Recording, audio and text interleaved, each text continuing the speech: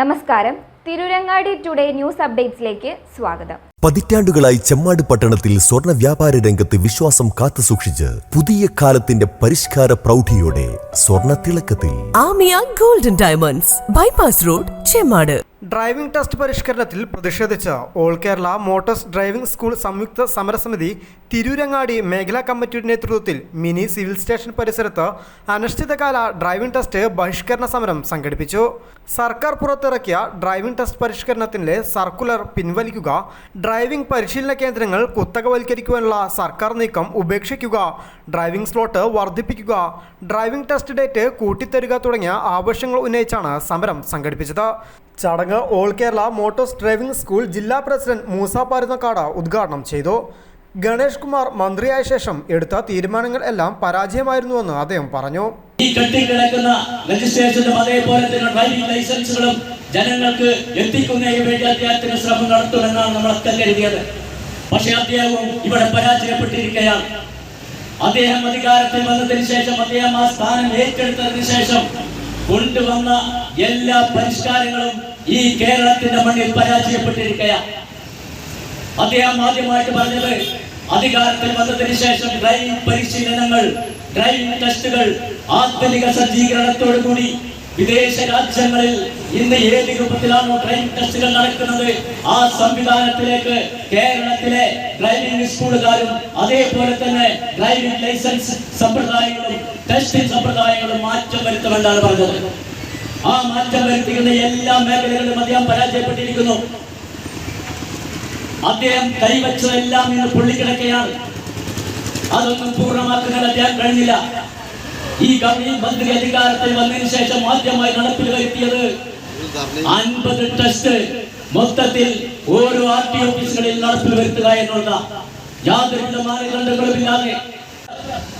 അതേപോലെ തന്നെ പുതുതായ 50 test slot കഴിഞ്ഞു. ശേഷം നിലപാടുകൾ മാറി. വീണ്ടും ഗവൺമെന്റ് ഒന്ന് മയപ്പെട്ടു. ആ സ്ലോട്ടിംഗ് സമ്പ്രദായത്തിൽ മയപ്പെട്ടതെന്താ? 25 ടെസ്റ്റ് മയപ്പെടുത്തിയതാണ്. 25 പുതിയ ടെസ്റ്റും 15 റീടെസ്റ്റും 5 ഗവൺമെന്റ് വിദേശ രാജ്യങ്ങളിലേക്ക് പോകുന്ന ആളുകൾക്ക് മുൻഗണന നൽകിക്കൊണ്ട് 5, അങ്ങനെ 40 ടെസ്റ്റ് കേരളത്തിൽ നടത്തിയാൽ മതി, സെൻട്രൽ നടത്തിയാൽ മതിയെന്നാണ്. സ്വാഭാവികമായി നമുക്കറിയാം, ഇന്ന് 10 ലക്ഷത്തോളം വരുന്ന അപേക്ഷകർ ഇന്ന് നമ്മുടെ സംസ്ഥാനത്തിന്റെ ഓരോ RT ഓഫീസുകളിലും കെട്ടിക്കിടക്കുകയാണ്. അവിടെ അപേക്ഷകർ കെട്ടിക്കിടക്കുക.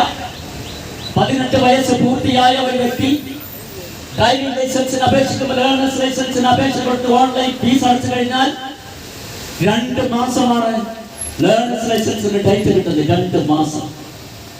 ഈ 2 മാസം കഴിഞ്ഞാൽ ഡ്രൈവിംഗ് ടെസ്റ്റിന് അപേക്ഷിക്കണം. ആ ഡ്രൈവിംഗ് ടെസ്റ്റിന് അപേക്ഷിക്കുമ്പോൾ കിട്ടുന്ന ഡേറ്റ് 3 മാസത്തിന് ശേഷമാണ്. അപ്പൊ സ്വാഭാവികം എത്ര മാസമായി? 5 മാസമായി. ഈ 5 മാസത്തിന്റെ ഉള്ളിൽ ഇവർക്ക് ഡേറ്റ് കിട്ടാനുള്ള സാഹചര്യങ്ങളില്ല. അങ്ങനെ വരുമ്പോൾ സ്വാഭാവികമായിട്ടും ഈ ലേണേഴ്സ് ലൈസൻസിന്റെ കാലാവധി 6 മാസമാണ്. ആ 6 മാസം കഴിഞ്ഞാൽ ഈ ലേണേഴ്സ് ലൈസൻസ് പുതുക്കേണ്ട അവസ്ഥയിലെത്തി. പുതുക്കാൻ കൊടുത്താൽ പിന്നീട് 1 മാസം കഴിയാൻ ഡ്രൈവിംഗ് ടെസ്റ്റിന് അപേക്ഷിക്കാൻ.